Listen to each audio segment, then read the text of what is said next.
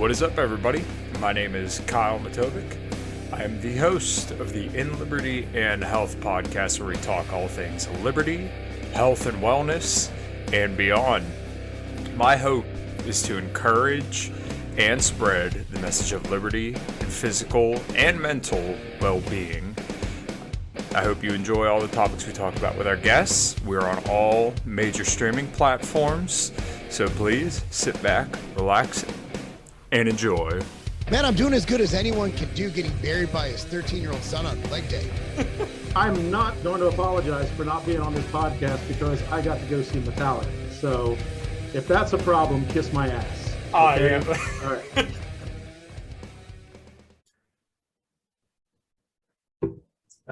Why'd that not start? I stopped saying my episode number at 100. Yeah, no, I don't blame you. All right, this is episode number 92. Oh, of course, my internet connection's unstable. These motherfuckers. I got Justin Campbell with me today. Did I say that right? Campbell, I like the soup. Okay, right on.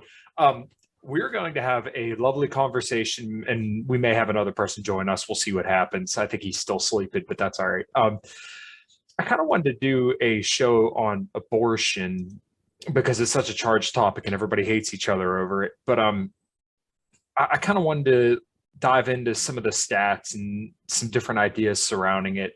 So I guess first things first, Justin, how are you doing, and what is your position on abortion? I'm doing good, and I am. All right, so like we were talking about before we started, there is a degree of nuance to pretty much every conversation that's had. I am definitely more pro-life than anything. I understand very rare and specific situations, but once we start getting into the numbers, like, it becomes very apparent how rare and specific those situations are. So like that's where I'm definitely more pro-life than anything. Like, I think it should be a last option. If like I hate the idea of the state having a huge say and control over it. Like, this should be a decision that's left between doctors and the mother, or the birthing person, whatever you want to call them. But I don't think the state should be in charge of it, but I also don't disagree with the limitations that are being put on it, especially like the Mississippi and the Texas and now Oklahoma and all the number of other states that have varying degrees of what they call abortion bans. But it is a bill that lays out the guidelines of what's acceptable. Mm-hmm. So, right. So I've considered myself to be very, very pro-life, and I guess I'm pretty fervent and adamant in my decision to be that way. The way that I've kind of looked at it, and I've been this way kind of since I found out and could kind of think through the issue. I believe you are responsible for your actions, and when it comes to sex, that is no different. If you have sex with someone voluntarily and you know the potential results of that. So the collateral should not be a dead baby because you don't want to take responsibility for what you did. We all understand that when you have sex, once again, that is the potential result of that.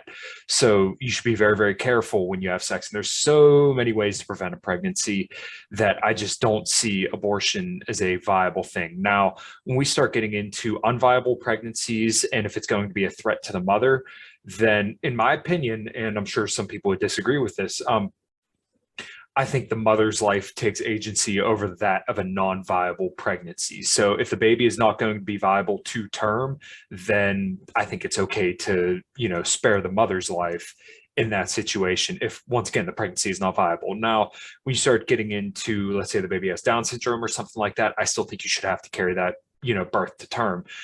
Now, the problem kind of gets into how do we enforce this in a ideal libertarian fashion? Well, right now, we kind of have this cultural view that abortion is okay because it's a woman's body, it's a woman's choice. Well, in my opinion, it's no longer the woman's body when you are now pregnant, because that is a body in and of itself.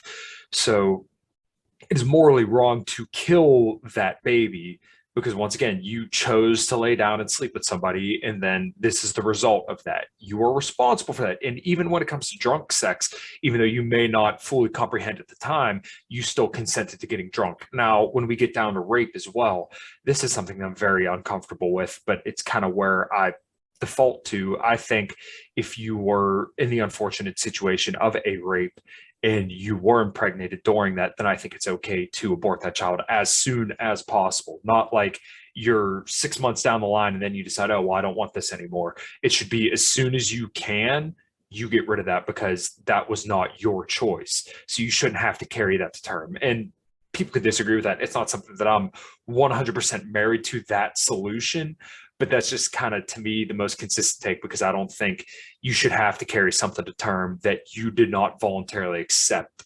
So those are kind of some of my loose thoughts around that. Where do you see that, and do you disagree with any of my takes? No, actually, you hit on a lot of the statistical problems that I have with the big arguments in favor of abortion that are always made. Like anytime you see an abortion ban that's put in place, you always get the arguments that, well, what about all of these women who it's going to be a risk to their health and they might die in childbirth? What about the unviable pregnancies that the baby's not going to make it anyway? What about all the rape victims? When you get into the statistics of it and you start really looking at that, those are negligible at best. Like the numbers where those are concerned, I can't remember the exact percentages, but it's in the single digits, and I think it's like maybe 1% or less are rape. Right. Somewhere in that similar percentage is unviable pregnancy or detrimental to the mother. Like it's incredibly low statistical numbers that those are cases. In fact, like you sent all these, or you sent several articles that have a whole lot of stats in them. Like the overwhelming majority of it really boils down to, I made a bad choice and I'm not happy with my decision. Like I'm not happy with my decision to have sex with that person. Like that, personal responsibility and accountability has to come into it, which, I mean, that's the downfall of our modern society, is nobody has any accountability for anything that they do. And this is just like an extreme continuation of that. So that's why I look at stuff like what you're saying for like the rape victims, and if they're going to do it, they need to do it as quickly as possible.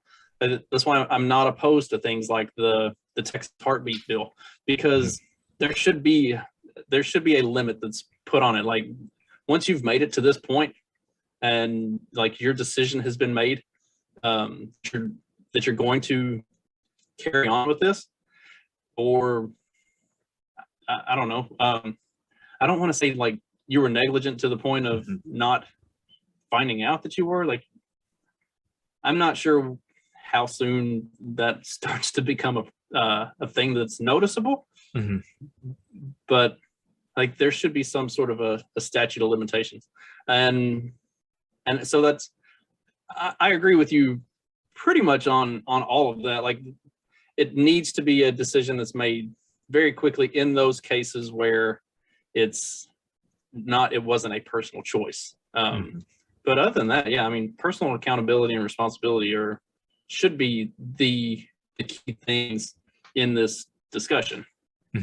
Right. And like I said, that's kind of always the way that I've looked at it. And women, women don't typically engage men when it comes to dating and to relationships. So men obviously have to decide to commit, but women ultimately decide to spread their legs. And we'll kind of get into these articles a little bit, but statistically, it is mostly because poor decisions. And I think some of the articles said like a quarter of all women will experience an abortion. And I really don't think there's many people out there straight up advocating like, oh, yes, we're trying to make more abortions. But I think the reason why so many women do is because we've culturally deemed it acceptable for women to do this, and they're conditioned to believe that it's okay to abort your child because we have a lot of social conventions surrounding women and making women happy, right? We, essentially, I always tweet this out, but woman good, man bad, where it's always, single mother, or they always say fatherless homes because men should be accountable for this. But this also isn't to completely relieve men of their duties, because look, if you're a man, you are morally obligated to take care of a child if you impregnate a woman. That's the way I think it should be. But I think the abortion issue is largely a cultural issue, where it's just because culturally we have not taught women that, hey, you should be very, very careful with who you sexually reproduce with, and men, you need to be careful where you go and where you put that thing, because that's an obligation on your part. If you're going to have sex, then you need to understand that a child is going to be a result of that. And my fiance and I have been together now for going on 4 years in September. And we both agreed very, very early on, if she gets pregnant, then there is no abortion. Look, we understand that I'm responsible for that. She's responsible for that. And we both, consented to making a child at one point or another because we've been together for this long. So I think it needs to be more of an approach as a cultural issue, not as a political issue like it is. But the problem is that it can become a political issue, and it becomes a good kind of bludgeon to beat your opposition with and say, look, they're not for choice for women. So I can nail this dude to the wall and say he wants to remove choice from women. And when you say that, it's very effective because it gets an emotional response from women, particularly. And women can say, you want to take my choice away. Well, it's not that. It's just that conservatives often don't explain it as this is responsibility and accountability. And to some people that's appealing, but to other people it's not. But when you have this government that wrenches, resources over people, then it's very easy to kind of just say, hey, this is my choice, so we're going to have conventions and laws against this or that. So you need to vote for me, so that way I give you your choice back, rather than saying, hey, we're going to allow you to be free and responsible for your actions. So those are some of my continued thoughts. Well, and an interesting thing, because we've both used that word choice a number of times, but that's kind of been abandoned as far as the preferred narrative goes. It's now women's reproductive health, or women's reproductive rights, or just women's health in general. Like it gets lumped into this larger category of just women's health. So if you support the Texas heartbeat bill, then you are anti women's health rights. Like that's it. It's not even about the child in any way. It's entirely about that. And it's like you said, it is a political ploy. If you look at voting demographics, women vote. I don't know that women vote at a higher percentage than men, but it's pretty damn close. And women tend to vote for Democrats because Democrats all of those appropriate buzzwords to create this image that they support women's health. That overarching umbrella of women's health, not just freedom of choice or whatever. So it's a game that's being played with propaganda and the correct language, and it's really dirty. But like that's where it is culturally, because they know who their base is and they know how to best cater to their base. It also, all right, so not to come across racist, but if you look at the demographics, Blacks or African Americans are one of the highest percentages in the abortion categories. Yeah. And they also predominantly vote Democratic. So it gets lumped into that. This is anytime there's an abortion ban or something like that, it goes against the lower class, the working class, the single moms. They use all those right buzzwords to make sure that it seems like anything that promotes a pro-life stance, that is an attack on women and poor people and minorities. Mm-hmm. And so it can be like it can be almost violently politicized to attack anybody who's in favor of these types of bills. Right. Even in like a situation like the Mississippi abortion bill, it effectively takes a similar stance as most of the free world, other than like China and North Korea and some like extreme communist countries. The 15-week cutoff is what the Mississippi abortion bill put in place. Mm-hmm. That is almost par for the course with the entire rest of the free world. But somehow that was this like wild attack on low income and minorities. Mm-hmm. Yeah, and it's very effective the way that the political left has kind of weaponized this issue, because as we've been kind of circling this entire conversation, it's very, very emotional, right? So when you charge it with you're attacking women's rights, when you're attacking women's choice, it's very, very effective to silence your opposition, because now they're starting way in the negative, because now you have to say, no, I'm not taking away people's choice, right? You put people way back. And this is why the political left has been so effective, is because they're very good at kind of getting your emotions, right? And when it comes to men and women operate differently, right? And this isn't putting down women, but if you think more instinctually and more back to kind of our roots, women kind of analyze things differently, where they're going to be very emotional at first because they need to be very emotional when it comes to children, right? I need to be very reactionary because something negative could affect my child and my potential to go on to the next generation. Whereas men, we have to kind of process threats and think a little bit more rationally first. That's not to say women don't think rationally, but it's to say that we need to think about how we're going to provide for our family. And that's what typically makes women attracted to men, is men's ability to provide. Whereas women, once again, need to think about their immediate and be very reactionary and emotional, so that way they can think of different ways to protect their immediate collective, right? So when you charge it with emotion, it's very easy to weaponize women against the pro-life argument.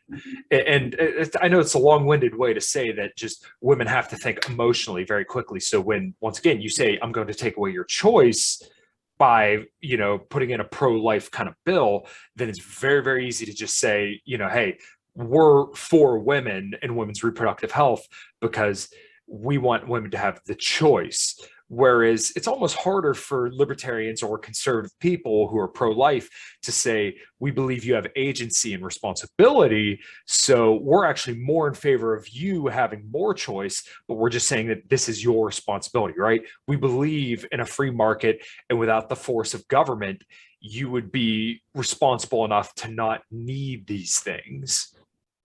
Right. Your choice should have come into play before there was another living person involved. Right. So, do you have any other kind of initial thoughts before we start kind of diving into some of these articles? No, let's get after it. Cool. All right. Well, let's do a little share screen here. All right. Can you see that all right? Yeah, there it is. Cool. Yeah. So you sent me this one, and this was a Reuters fact check. Fact check California's reproductive health bill leads to misinterpretation online. I guess I'll let you kind of take it away from here. I'll read the first paragraph, but I guess before we start diving in, do you want to kind of give any initial thoughts on this and how you think it relates to the topic that we're discussing? So the big buzzword around this was the infanticide bill, and like that was what really got this whole thing kicked off. It is something that you have seen it be pushed a little bit with, I think it was Virginia, that had like up to the minute of birth abortion was They had a bill that I don't think it ever actually went into effect, but they tried to get it. They tried to get it passed a couple years ago. I think New York has done similar things, like the incredibly progressive states are pushing this kind of thing, and it's something that has been kind of deemed a right-wing conspiracy theory that they're going to just allow straight up baby murder at some point. And so that's where this bill really made waves as far as once it came out and the wording of it. So I'll let you read the first paragraph, and then we'll kind of talk about what the bill says and what the bill doesn't say. And my show is the Fact Check This podcast. I hate the fact checkers. So I'm gonna go after Reuters a little bit, but this isn't a terrible fact check, especially all things considered, when you look at fact checkers in the mainstream. Sure. So as this was posted April 5th, 2022. We've been trying to get this podcast going for a couple weeks, but I know we had a little bit of scheduling conflicts. So it's still pretty relevant, I think, because we're recording this May 1st. So the first paragraph says, a newspaper article suggesting a proposed California reproductive health bill would legalize the maternal killing of newborn babies, a claim that quickly spread on social media where users claimed the bill would legalize infanticide, misinterpreted the bill, experts told Reuters. The California Assembly member who introduced the bill filed amendments to further clarify the language used. I love how they always call it reproductive health. Right. And as we were kind of circling at the beginning of the show, they really engineer the language to make it sound as innocent as possible. I think that's the best way I could kind of shape it up and lay it out. Whenever it comes to any political issue, typically the left, the thing that they're in favor of, they're going to speak it in a way that makes it very, not sound as bad as it does, but to kind of tap on a different but relevant subject, the whole libs of TikTok thing, right? It's really, really funny because when you listen to a podcast or a conversation, you get emotionally engaged with it, right? You listen to the people that are speaking, and it's easy to kind of separate yourself from the grand narrative because you're listening to the speakers and you're involved in that conversation. Well, when you're not involved in that conversation, and sometimes you just put out the context or something just completely out of context, you realize how insane some shit is when you aren't engaged in that conversation. So that's why Libs of TikTok has been so effective. And they kind of do the same thing with the abortion conversation as we're having right now. Do you kind of see the same thing? Yeah, and because like you're saying, like when it is out of context, and even for those, like even when those are in context, when you get the entire context, they're not much better. But like that soundbite quality of it is like really kind of a shock and awe thing that really makes people kind of turn their head and go, wait, did they actually just say that? So yeah, and they do such a good job of creating the narrative and like using the words, the reproductive health bill. They really go out of their way to avoid the word abortion. Like that's something that they've kind of been doing over the last several years. Like like we were talking about before, like they've kind of gone away from the pro-choice language because that is directly associated with abortion and pro-life and everything else, and they've started to use more of the women's health, the reproductive health. So yeah, they paint their narrative really well, and they create their context. So when you get to hear those like just those harsh sound bites, and it's like, holy shit. I think that is a good thing because it kind of helps to pull it out of that narrative and shine a light on what's actually being said and what's really being talked about. All right. Cool. So anyways, continuing on, the online Miami Standard story ran with the headline, California introduces new bill that would allow mothers to kill their babies up to 7 days after birth. did you said you kind of read the bill a little bit thoroughly? Do you kind of have anything to elaborate on from that sentence? So that's like the most extreme take on it. It's, and we'll get into it as we go through the fact check here. That's not exactly right. But it does open up some avenues where it's not exactly illegal either, if that makes sense. Yeah, so they basically, what you're saying is they just kind of leave a lot of gray areas and areas up for interpretation. Do you have anything else to add? No, go ahead. Cool.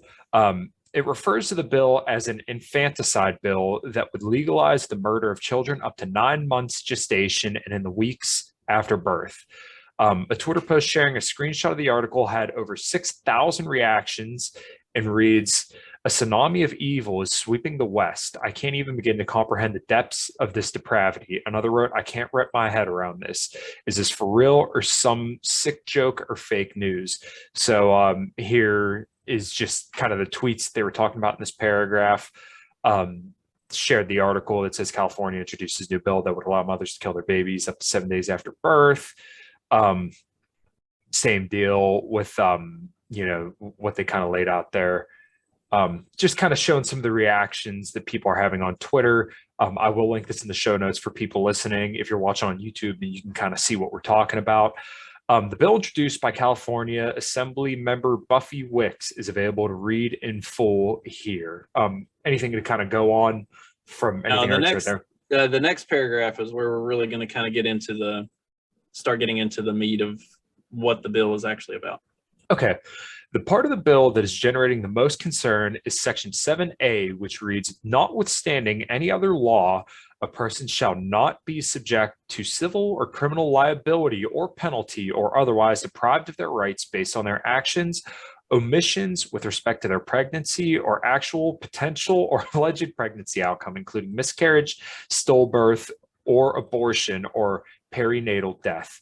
And you see that's very, very redundant. And I kind of hate the way that they lay out laws and stuff like that, because I understand that to be very, very specific. But like when you're that specific, it almost takes away just because it's so redundant. And for the average person, they don't understand it because it's so redundant. They throw so many words in there that all kind of mean the same thing, but also could be lost in the language where some people may not look at it the same way as another.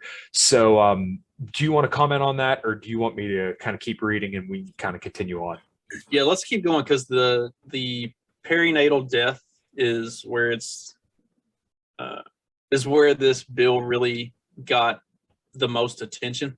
And there needs to be some explanation given on what that means, which Reuters does actually do a pretty good job of in this fact check. So we'll talk about that.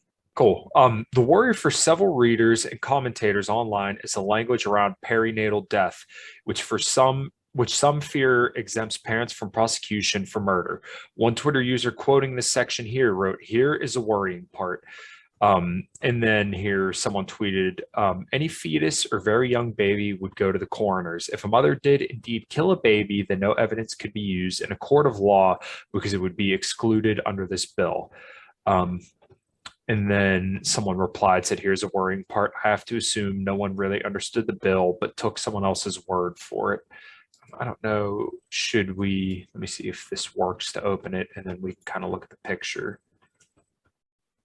Okay. Hide my DMs. There's nothing bad in there. Don't worry. Okay. So, yeah. Notwithstanding any other law, a person shall not be subject to, okay, we already read that. So I guess it doesn't really matter. Okay. Any comments, or do you just want to keep rolling? We're getting to it. Okay.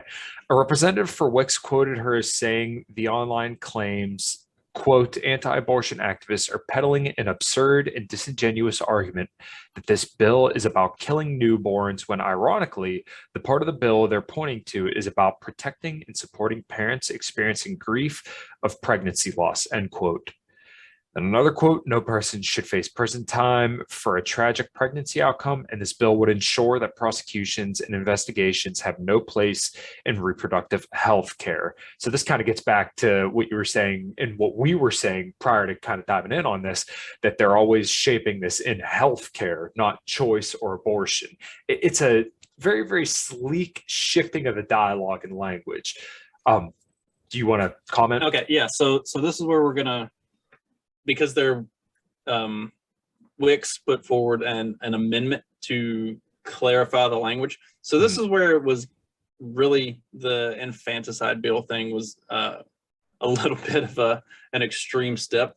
Sure. What the bill was effectively saying was that up to a week or two, I think it was actually 11 days or 14 days. I can't remember the exact number of days, but after the birth of the child, if something were to happen where the child dies for some reason, then the mother would not be held accountable in a court of law for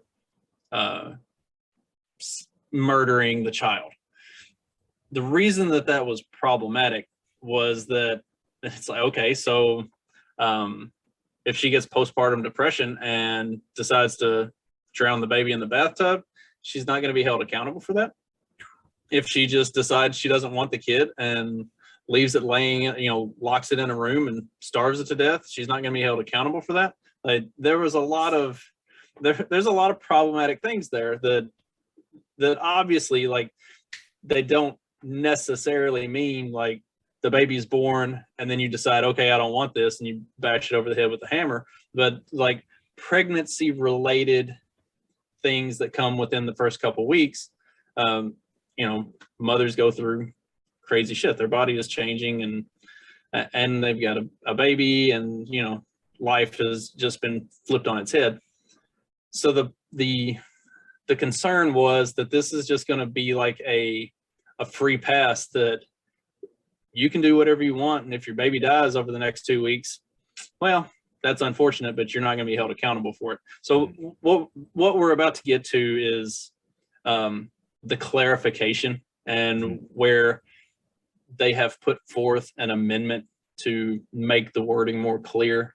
And there is also, we don't necessarily have to go through the whole article. I can kind of paraphrase it, but there is additional explanation as to what this particularly means, because it sounds really bad, especially when you just look at that and you look at it on its face and you're like, okay, so mothers of newborns can just do whatever they want, and if the kid dies, then they have zero repercussion for that. Like, that is really a bad precedent to set. So they do come back and they do kind of correct that to a large extent, actually. Sure. So I want to make sure this is kind of clear for people. So when they made this bill, initially it did say that you could essentially be free from accountability for anything that would happen to your kid like a week or two after the kid was born. More or less. Not in so blunt a language, but more or less, yeah. Okay. All right. Well, then I'll keep reading on. Jeez, that's insanity. The representative said Wicks filed amendments to the bill on Monday to further clarify the language and clear up misinterpretations that perinatal deaths meant anything other than mothers losing their babies due to pregnancy-related causes. The amendment would change the wording of Section 7A to read, notwithstanding any other law, a person shall not be subject to civil or criminal liability or penalty or otherwise deprived of their rights under this article based on their actions or omissions with respect to their pregnancy or actual potential or alleged pregnancy outcome, including miscarriage, stillbirth, abortion, or perinatal death due to a pregnancy-related cause. Okay, so they added the due to a pregnancy-related cause. Right. So if say there were complications with the birth, say there were complications with the pregnancy itself, say there's something like severely wrong with the child, if it's something that is directly related to the pregnancy, that is like a course of nature type occurrence, then there is there will be no liability for the mother. And they go on to clarify, which is a couple lines down, like California Penal Code states murder is the unlawful killing of a human being or a fetus with malice aforethought. Like, they make sure to clarify that, like, if the mother deliberately does something to the child, then they're going to be held accountable for it. And that's by adding that pregnancy related cause. And I think there was some other wording changes throughout it that really clean it up and make sure that it's relatively well defined, that it has to be something that's directly related to the pregnancy itself, the childbirth. Like, it can't just be negligence or direct action on the part of the mother following childbirth. Like, it has to be something that's directly related to the pregnancy, where that there will be no liability or criminal penalty taken against the mother. So they do clean it up and make it. The problem was, it was very subject to interpretation of the jury or the judge or the court, wherever it ends up going. Like, in the event that, say, a mother does have postpartum and drowns her baby, well, then the court can decide, hey, that was a pregnancy related type thing, and not have any liability. So the amendments and the way they've kind of re-clarified it cleans a lot of that up and makes it a little more. I'm sure that this was probably the original intent. I mean, this is California, so maybe not, but I'm sure this was the original intent, and the way it was worded was a poor choice or just an oversight on.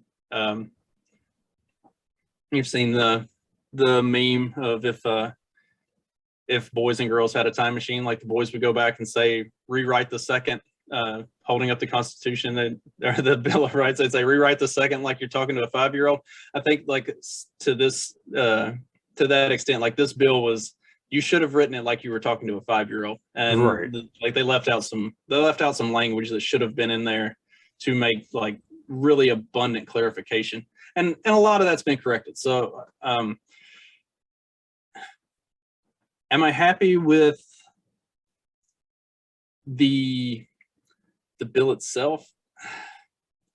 I don't like that there is the inclusion of or abortion up to that point. Like, that's or abortion up to the point of birth. So that's pretty bad. Right. But as far as the infanticide thing, that's a little bit blown out of proportion, and it has been sort of cleaned up. Sure.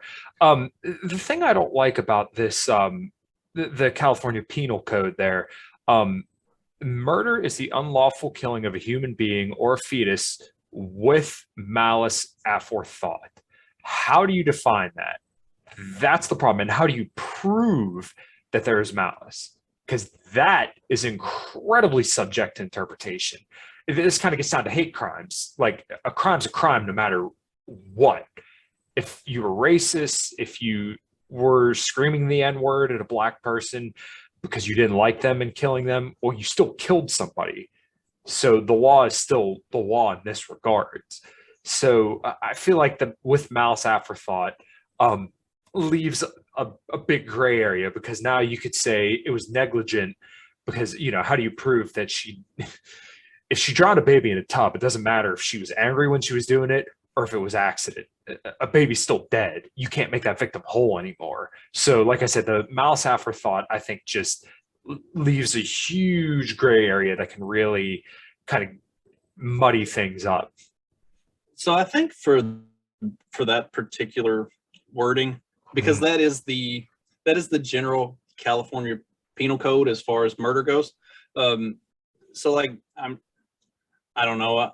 I haven't been tried for murder in the state of California, but I'm sure if you have a like an act of passion where you kill somebody in the heat of the moment or something like that, I'm sure they take that into account. That wasn't with you didn't put a lot of forethought into that. That was something that happened. So I'm sure that'll be taken into account. But again, yeah, I mean it is still problematic, but a little bit less so than the original wording of the bill anyway.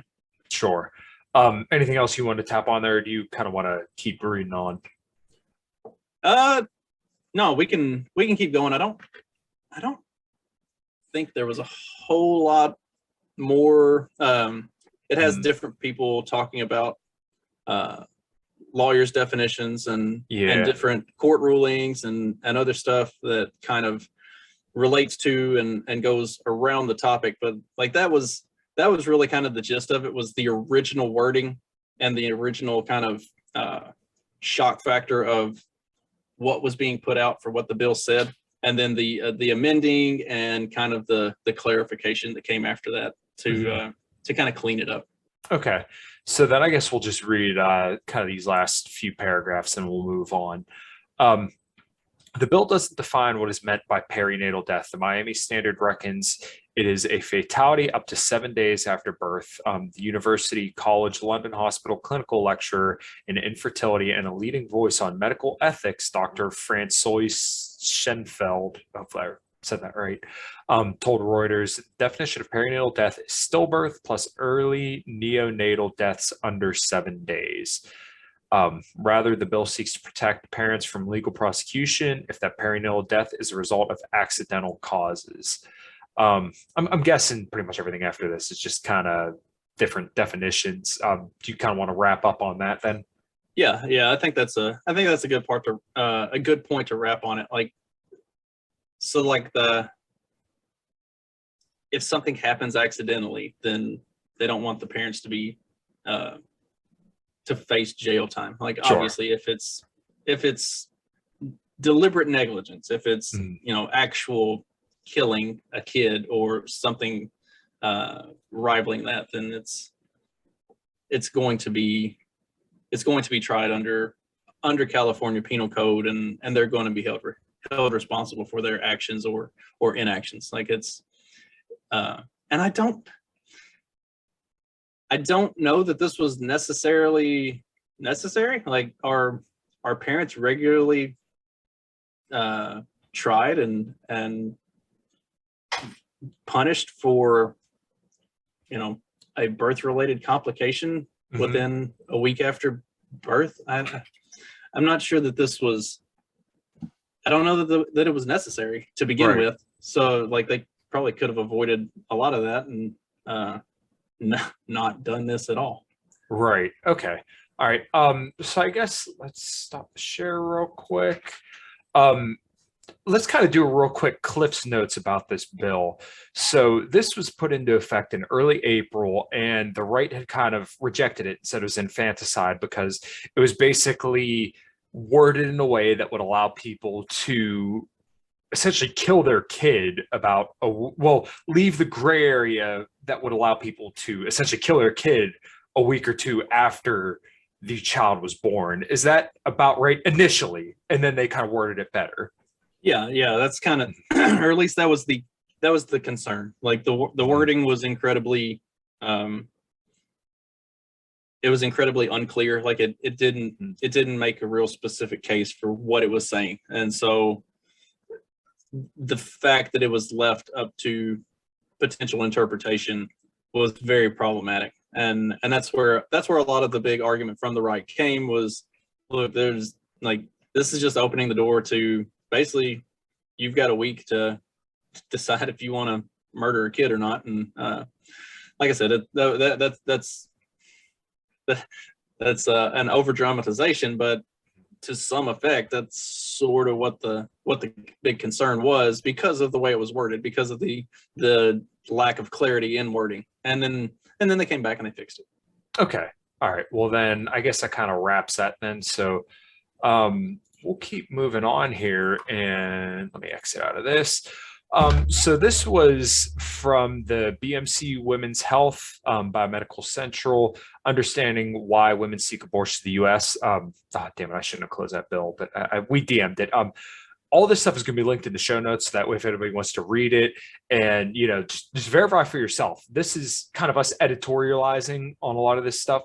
So this is just, once again, our thoughts surrounding this, and then also laying out the things as we see it. So this study was about understanding why women seek abortions in the U.S. So we're just going to kind of read the background and the conclusions and the results, and just kind of shoot the shit from there. So under the background, like I said, we're just going to read the abstract. I don't want to read through the study. I do that on plenty of other podcasts, and it gets a little dry. Just listen to people drone on through science. The current political climate with regards to abortion in the U.S., along with economic recession, may be affecting women's reasons for seeking abortion, warranting a new investigation into the reasons why women seek abortions.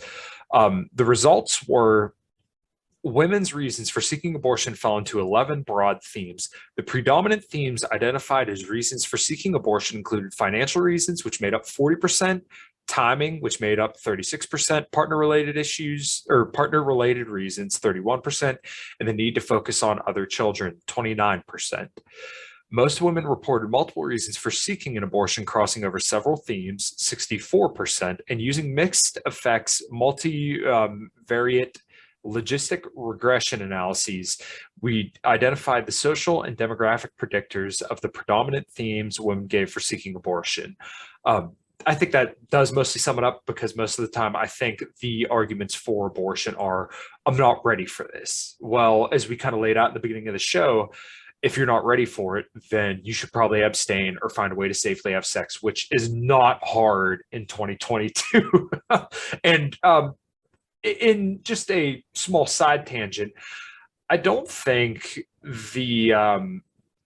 some of the birth control stuff is really that good for women, because you have to think evolutionarily, where these hormones and the reasons why women give birth are so ingrained in our bodies that if you shut that off, we really don't know what the long-term consequences are, because this is like a natural process. And I know it's appeal to nature, but this has only been something that's been about for the last 70 years. We don't know the long-term consequences of this.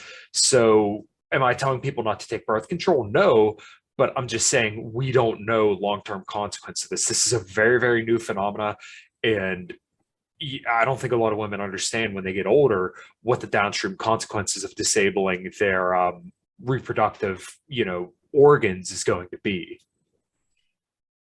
I mean, I would argue that at this point we don't have good statistical scientific data on what that is. Like the birth control generation hasn't hit menopause yet. So like, what does that do to, in your mid to late 40s and 50s and all of that? Like that's going to be kind of it's probably going to be kind of a scary and concerning thing for women's health going forward. Like, yeah, I mean, and then now we've got IUDs and all of this other stuff.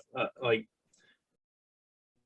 there's a lot of stuff that's being done that's unnatural for a woman's body, and we have no idea what it does. And there have been arguments like some women say that it's hard to get on some of that stuff. I don't know about that. I haven't had a need for birth control, so I don't know. Everybody that I've been around who wanted to get on it just got on it. So I don't understand that argument. But it is one that's made regularly. So maybe there is some validity to it. But yeah, I mean, all of these primary reasons: financial, timing, partner, other children, like it's all personal decision. Like that's a choice that the mother and or father are making. Right. And in my experience as well, women who wanted to get birth control of any kind of sort, including the shot or the to put it bluntly, the thing that gets shoved up in you. These things are pretty readily available. And once again, I'm not a doctor. Go do what you want. If you think you need to do that, then that's between you and your doctor. I'm nobody to tell anybody to do anything. But I'm just asking the question, what are the long-term effects of this? I don't know. I've never heard anybody lay out a clear case of what it actually does in the long term. And I don't think we're going to know for a long time. And obviously it's difficult to have an RCT on what long-term birth control was. You know, what do you do? Give somebody a sugar pill every day for 20 years, and then you do the shot, and then you do the thing that goes into the uterus or whatever. How do you do that? You can't really. You just kind of have to do what they would call nutrition, epidemiological study, where basically you take a whole bunch of different cohorts and groups of people and they self-report what their symptoms were, or you run blood tests or whatever on those people after 20 years, and you kind of have to take them at their word. That's going to be really the only way you're able to get aggregate data on something like this. Any other thoughts on the results or the reasons, or do you want to read the conclusions? Yeah, we can go on. We can move on to the conclusions. Cool. Study findings demonstrate that the reasons women seek abortion are complex and interrelated, similar to those found in previous studies. While some women stated the only one factor that contributed to their desire to terminate their pregnancies, others pointed to a myriad of factors that cumulatively resulted in their seeking abortion. As indicated by the differences we observed among women's reasons by individual characteristics, women seek abortion for reasons related to their circumstances, including their socioeconomic status, age, health, parity, and marital status. It is important that policymakers consider women's motivations for choosing abortion as decisions to support or oppose such legislation that could have profound effects on health, socioeconomic outcomes, and life trajectories of women facing unwanted pregnancies. So once again, we will leave this kind of in the show notes for everyone to read. But even with this, you can kind of see they worded it in a way that favors abortion, right? It favors the legislation of abortion because we're putting it back to reproductive health, where it's like there's a grain of truth to it, because yes, getting pregnant could affect your health, but once again, you still have to make the decision to get pregnant, right? The choice is long before you have the child. You make the choice to sleep with somebody and then ultimately get pregnant. And I know people want to say, oh, well, men choose to do what they do, right? To not go deep into the physiology. Obviously, everyone understands what happens, but you still chose to sleep with that person. So it's kind of funny that they always put it to reproductive choice and health, not, you know, you made the choice to get pregnant, now you have to deal with the consequences of that. We never empower people with decision prior to the actual pregnancy, because that's when you have the greatest choices, to not sleep with somebody or to sleep with somebody. That's the choice. It's not whether or not to kill a baby or not. And I know right here I'm kind of being, I don't want to say semantic, but I do believe it's killing a child. So once again, the choice comes long before you ever get pregnant. The choice is to sleep with somebody or not. And that's the way I think it needs to be framed. Because when you just say it's killing a baby, then there's going to be a side of people who just are immediately shut off. Well, once again, in my opinion, the choice is to sleep with somebody or to not. Right. And like nowhere in the statistics, excuse me, nowhere in the statistics does it say anything about the woman's health. Like not, okay, so it does say that it says women's health, but it doesn't say anything about like the pregnancy creating a mortality issue. Doesn't say anything about rape or extenuating circumstances such as that. Like we talked about at the top end of the show, like as you dig through these different studies and you look more and more at these numbers and the statistics of all of these women who are polled on this stuff and asked about this, the numbers for the biggest argument that the pro-choice crowd tend to make are ridiculously low, like almost non-existent. But that is always the biggest argument. Like anytime you talk about having a abortion ban of any level, it doesn't matter if it's 18 weeks or 20 weeks or whatever it is. It could be an incredibly lax abortion ban. Anything that's less than up to the day of birth is it is a attack on women's reproductive rights. It's an attack on women's health. And there's always the argument, what about the woman who is potentially going to die? What about the woman who got raped? Well, those are incredibly rare to the point of negligible as far as statistics go. Right. Yeah, and that seems to be the overarching theme, is that you use these exceptions to make your rule. It's not the exceptions don't prove the rule, right? It's that you could use the rape, the non-viable pregnancies to push your point into the conversation. And a lot of people get lost in that nuance. But like I said, it's something that I'm not 100% comfortable with. But I believe if you were raped, or if the pregnancy is not viable, that the mother's life takes agency over the child's life, because you are a fully sentient being at that point. So you shouldn't have to die because your pregnancy is no longer viable. But as you just said, those are such a small percentage of abortions that we should just say, well, it's, let the good times roll with all the other ones, because people don't want to be responsible for their actions. Something that gets widely ignored, that was actually, so there's a Newsweek article where the author of the Mississippi abortion bill talked about the reasoning for why the bill was worded the way that it was. And somewhere in the 12 to 18 week and up range is where abortion is actually more dangerous for the mother. But nobody talks about that. Like that there is a serious health risk to the mother in the situation of an abortion, right. Especially once you start to hit certain thresholds in a pregnancy. So why isn't an abortion ban on anything 12 weeks and up? Why isn't that considered women's health? Because statistically, that's when the woman is more likely to have adverse effects from having an abortion. Yeah, that's actually a really good point, and I don't think a lot of people hit on that at all. Like statistically, you have a much higher chance of having something bad happen having the abortion than of the baby causing you to die, or have that's the abortion is causing more problems for women's health than carrying a child to term. Wow. Yeah. I've actually never heard that before, but it completely makes sense. And I think that's something that like nobody considers. So is there anything else you kind of want to add on there? Do you want to go through this last article and we'll rock and roll? Yeah, let's knock it out. Cool. All right. So let's get back up to here.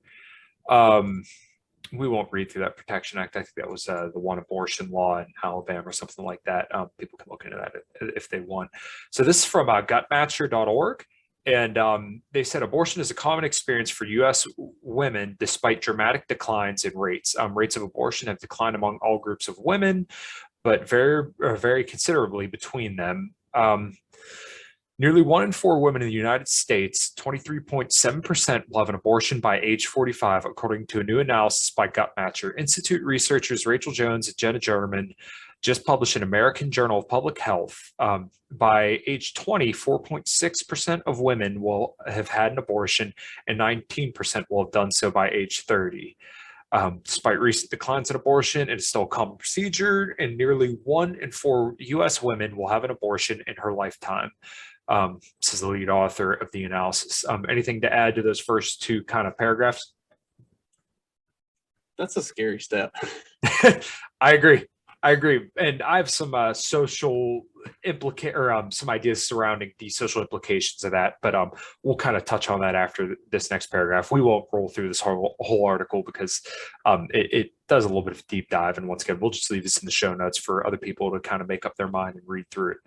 So I actually didn't know a lot of this before I read this, and it's interesting and it's good, but it's, still bad. So between 2008 and 2014, the overall U.S. abortion rate declined by 25%, from 19.4% to 14.6 abortions per 1,000 women aged 15 to 44. Key data points that may help explain this decline, including trends in unintended pregnancy, are not yet available for this time period. However, the available information suggests that improvements in contraceptive use, particularly among women aged 20 to 24, who account for 1/3 of unintended pregnancies in the United States, were an important driver behind the decline. Abortion rates declined among all demographic groups from 2008 to 2014, but the declines varied widely by group. So it's interesting that they brought up the age 20 to 24. What is everybody doing when they're age 20 to 24? They're in college, they're partying, they're just starting to hit their career. So what do you think typically happens? And if you understand anything about peak fertility in women, is that they're most fertile in those ages. So when you think back, and I always harken it back to kind of our ancestral past, women needed to be very, very fertile and very, very beautiful around those ages. So that way they could get a man who's going to provide the most provision and protection around those ages. So because these women are in such an advantageous position at this point in their life, they're going to disproportionately abort around that age, because that's when they get the most attention, is at the ages of 20 to 24. So it's very interesting that they're talking about this right here, because once again, this is when everybody's out to college, everybody's partying, they just started their career, they're most social. 21 years old, you can go out drinking and partying. So the world really opens up to you when you're age 21 to 24. And also women are most sexually advantageous at this point, because that's when they hit about their peak in their beauty. When you look at what men prefer typically, is that they want a woman aged 20 to 24. Okay, so I'm going to throw something at you that you may not know, that does not get included in any of these numbers. Also, during that time frame, the 2008 to 2014 neighborhood, there was a kind of a I don't know if rejection of the Obama presidency is the right terminology for it, but there were a number of red states during that time that put almost wholesale abortion bans in place. I know, like, Kentucky had one. I think South Dakota had one. I'm trying to remember. It was a handful of states, and a lot of them were poor southern states that tend to have high abortion numbers. So like Kentucky at the time, when they put that abortion ban in, that it closed every abortion clinic in the state of Kentucky except for one that continued to fight for the entirety of the abortion ban. They never closed, but they also, I don't believe, were ever allowed to actually perform abortions during that time. And then in the waning years of the Obama administration, and here over the last 4 years or so, as things have, as society and the culture has continued to move more progressive, a lot of those bans have kind of gone by the wayside, or been removed, or been changed to where they're not wholesale bans. So that also is something that accounts for that statistical drop in abortion rates during that time, is there was a lot of that going on. So it is, I think it's important to point that out. It, like I said, it's not included in the article, but it is something to take into account. Sure. So for the first time in 2 decades, the abortion rate declined among women whose family income was less than 100% of the federal poverty level, $19,790 for a family of 3 in 2014. And obviously, if you take that to today, I'm sure the poverty level per income is probably a lot higher. However, the abortion rate among poor women remains the highest of all groups examined in the study, at 36.6 abortions per 1,000 of women of reproductive age. Abortion has become increasingly concentrated among poor women, who accounted for 49% of patients in 2014. So this kind of goes back to a point that we've hit on actually throughout the whole podcast, is that women who are typically disadvantaged feel that they can't have a pregnancy. They should carry it to term, because they're not going to be able to care for the child. But once again, this comes back to personal responsibility. If you're not in the financial situation to have a child, you should abstain or practice safe sex, because you're not in the position to care for that child. So it's probably best if you just keep your freaking legs shut. And if you're a guy, if you're not ready to pay for a child, don't do that stuff. just be careful, man. Well, and then another argument that tends to get made in relation to the low income aspect of this is that the women who are in the higher income brackets and more economically well off, they have access to better health care, better health services, the different birth controls and contraceptives and everything else. And like the argument is made that the lower income women don't have access to that. I don't know where you grew up. I grew up in a very poor part of Kentucky, and the health clinic did all that stuff for free. Like, wow. It's not, there was no lack of access. Yeah, I grew up, like I said, when we were shooting the ship on the before we started recording, rural Pennsylvania, and right outside of New Kensington, which is a very, very poor area. People always used to say how many people would get shot in a day there. So yeah, it was pretty rough. I guess here's just that graph. It just says abortion is increasingly concentrated among poor women. 26% of women, I believe, 26% of women will have had an abortion at 1 to 2 times the federal poverty level. And then in 2014, about half of women below the federal poverty level will have an abortion. We'll just kind of read these last 2 paragraphs unless you feel it necessary to continue on. But in the same year, women aged 20 to 24 accounted for the largest proportion of abortions, 34%. And at the highest abortion rate, 28 per 1,000 women in this age group among all age groups studied. Women aged 25 to 29 had the second highest rate at 22.8 per 1,000. In 2014, adolescents aged 15 to 19 accounted for just 12% of all abortions. The abortion rate among adolescents declined 46% between 2008 and 2014, the steepest decline of any demographic group over this period. Anything to add there? No, I mean, that's, cool. I guess that's good that it's not happening in teenagers. Yeah, that's you would think if parents are more involved, then that percentage would be 0. And, obviously in an ideal world, it would be 0, but it's just, you're not going to catch everything. I guess we could probably close out here because this just kind of gets into the different race and demographics. If you just kind of want to real quick look here, abortion rates continue to vary by race and ethnicity. Lack of access to health insurance and healthcare plays a role, as do racism and discrimination. That seems pretty arbitrary to me. It's going to be hard to kind of hammer that down. Abortions per 1,000 age women 15 to 44. So Black non-Hispanic women have the highest rate per 1,000 of abortion. White non-Hispanic have the lowest. Just kind of take from that what you will. I don't really have much to add there. You could make an argument about welfare, stuff like that. Once again, you would have to pull so much data and kind of pull a lot of strings to kind of get to any good conclusion from that. And even then, I think there's a lot more at play than kind of what we're seeing there. Do you have anything to add there, or do you kind of want to wrap? No, I think we're good. Like there's not a lot. I don't think there's a lot to add on the ethnicity side of it. I think that's pretty understood. Like, and I think at least for people like in our circles, we know why that is. Like that's a pretty nefarious, deliberate thing. It's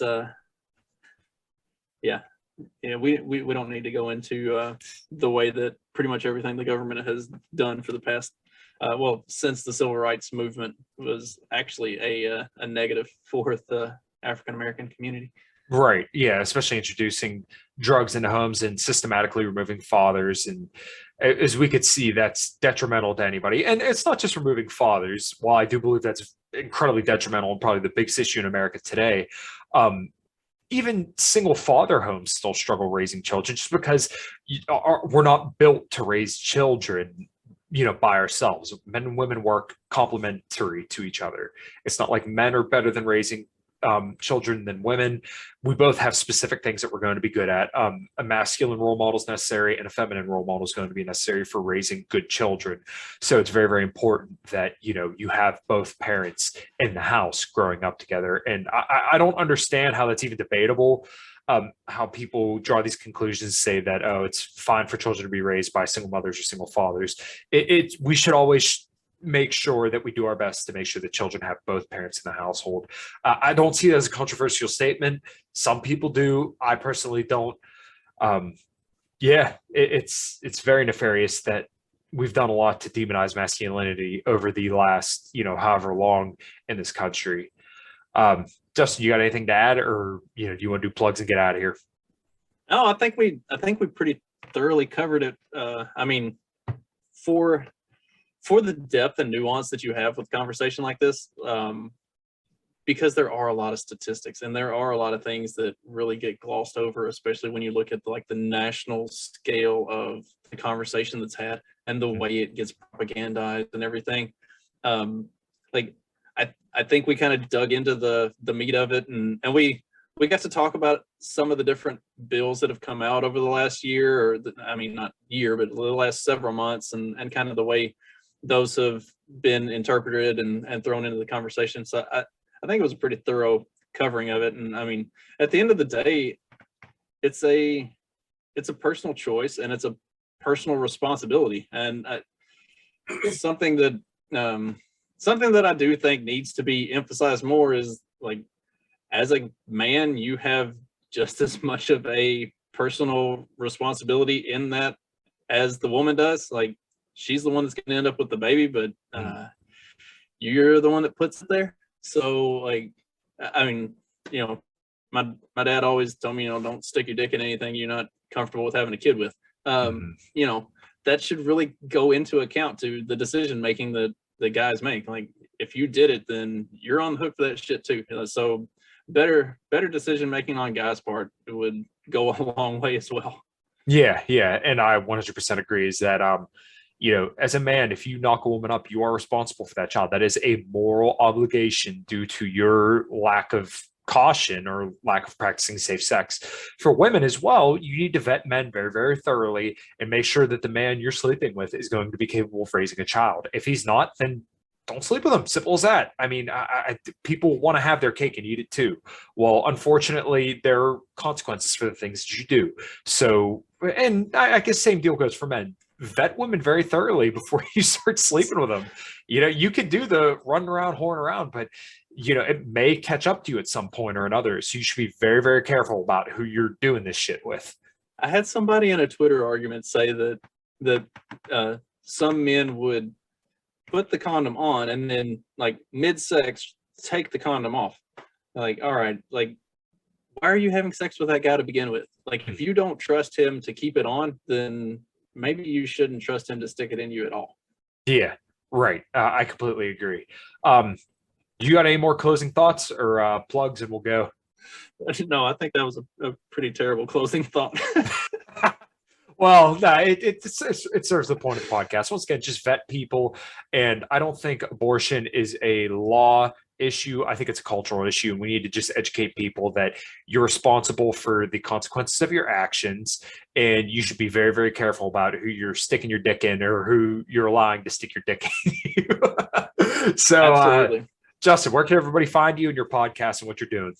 Yeah, I am the Fact Check This podcast. You can find me on YouTube, Odyssey, Rumble, BitChute, Locals, and all the podcatchers. I put an episode out every Monday and Wednesday. And every 4 weeks, I do a Tuesday night live stream. So the way my work schedule goes, I'm off 4 weeks, 4 Tuesdays in a row, and then I work 4 Tuesdays in a row. So on the Tuesdays that I'm off, I do a live stream with random assortment of guests, and we talk about all kinds of crazy fun stuff. So if you happen to be available on a Tuesday night when we're doing that, tune in and check it out. We have a lot of fun. Cool. All right. Well, hopefully this is informative for everybody. I will put all the links in the show notes. I'm very, very bad at telling people to subscribe, so make sure you subscribe to everywhere you can subscribe to. And until next time, everybody, make sure you get your supplements from AccessSledge.com, Matovcik 10 at checkout to get you all jacked and tan. And until next time, everybody, take care.